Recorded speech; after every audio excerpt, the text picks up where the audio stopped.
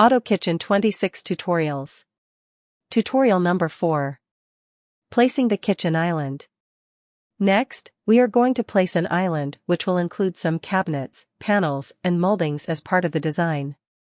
The island is going to include a 36-inch base cabinet centered across the sink and 2 smaller cabinets on either side.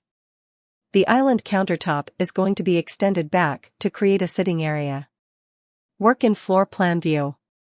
Click on Cabinet and select a base 36-inch cabinet with 2 doors. This cabinet is going to be centered across the sink cabinet. Next, click on the Other Insertions button located in the lower right corner of the cabinet placement window. A dialog will open up with 4 rows of buttons. Each row has 6 buttons except the 4th row, which has 5. The first and third rows contain the buttons concerning island placement. In this scenario where an island cabinet is centered across another one, we will use the 3rd row. Click on the 5th button of the 3rd row. This button is used to place a cabinet centered across another cabinet or appliance. Next, click on the sink base cabinet. Make sure you select the sink cabinet and not the sink itself. You will be prompted to enter the distance between the 2 cabinets. Enter 46-inch and click the green check mark. The 36-inch 2-door base cabinet will show up centered across the sink cabinet. Next, we are going to place 2 more cabinets on this island, both of them drawer bases, one on each side of the base 36. Select a drawer cabinet 12-inch and click on the blue arrow. Next, click on the white cube to place the arrows on the 36-inch base. Then, select a drawer cabinet 15-inch and click the red arrow. The cabinets on the island are now completed. Close the cabinet insertion window and save your work.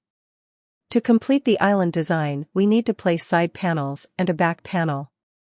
Then we need to edit the countertop and place a wraparound base molding around the island. Click on Cabinet to open the cabinet insertion window and select Side Panel under Base Cabinets. Make sure it's a standard side panel, not a full height one, and left, 0.75 deep. When selected, click on the red arrow to place it on the exposed side of the drawer base cabinet 15 inches wide. Next, click on the white cube and click the drawer cabinet 12-inch. Select a standard side panel, right 0.75 inch and click the blue arrow to place it. Close the cabinet insertion window. Next, we are going to place a back panel on the island that will cover the back of the 3 cabinets plus the 2 side panels, one on each side. First, let's calculate the total length of the back panel we need. Click on Annotate, then click on Horizontal. Make sure your OSNAP is on. If it is not, press F3 or click the button on the lower right side of the Auto Kitchen screen. Click on the lower left side of the left side panel on the island and then on the lower right side of the right island panel. Then, move the mouse away from the island and left-click to place the dimension. The resulting dimension is 64.5 inches. To place the back panel, click on the Furnishings tab, then select Panels. The default is a wainscot panel, which works well. Click on the 60 inches one. The default is a 3 equal panels, which also works well. Next, click the ruler to edit the panel width to 64.5 inches. Click on the green check mark and then on the Other Insertions button. We are going to align the back panel to the lower right corner of the back of the island. Therefore, the button we need to use to place the panel is the 3rd button in the 3rd row. Click on the button. You will see a Select Cabinet message. Click on the side panel located on the right side of the island looking from above. Then, close the insertion window. The wainscot panel is now in place and covers the back of the island including the side panels on either side. Now let's finish the island countertop and place a baseboard. To finish the island countertop, click on the Countertops and Moldings tab, then click on Join Slabs. In the selection window that opens, click on All, which is the button next to the green check mark. All the countertops will become red. Click the green check mark to eliminate the seams between counters. This function works really well as long as the cabinets are touching one another. Next we are going to extend the island countertop laterally and on the back using the overhang button. Overhang and extend are used for the same purposes but work differently. Overhang accepts numbers and extend does not. Since the numbers we need to use to extend the countertop are known to us, we will use overhang. Click on overhang and then click the island countertop.